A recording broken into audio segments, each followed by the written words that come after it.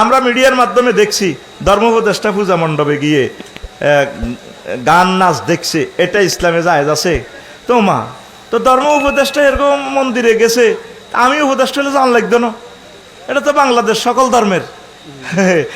আল্লাহ চাইছ তুই যাচ্ছা কাঁডলের গছি, আবার আক্তার মেয়ার হাটের তরমুজে মারিস না।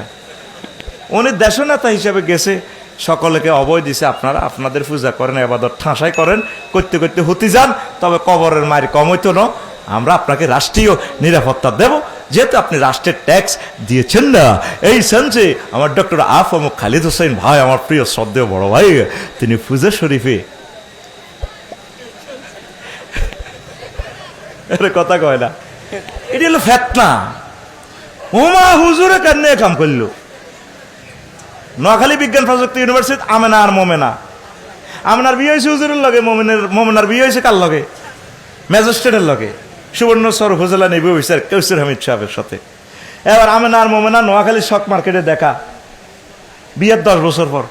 তো আমেনার কোলে ফলা একটা, মোমেনা কয় আফু আফু, একসাথে তো আমরা কেমিস্ট্রি পড়েছিলাম, তুই তো ফার্স্ট বয় ছিলি গার্লস আর কি, আমি সেকেন্ড, আমরা বিভাগে ছিলাম ডিপার্টমেন্টে। তা আফু শুনছি না তোরা আফসারি ভাইয়ের লগে বিয়ে দিছে, তো দেশ বিখ্যাত ওয়াইস।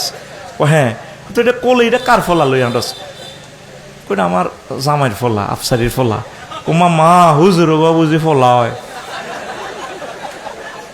আমার ডক্টর আফম খালিদ হোসেন ভাই এখন আলেম হইবার কারণে আগের ধর্ম উপদেষ্টারা গেছে, তো তুই মাসলা বরি দাস না। আল্লাহ ডক্টর আফম খালিদ হোসেন ভাইকে কবুল করেন।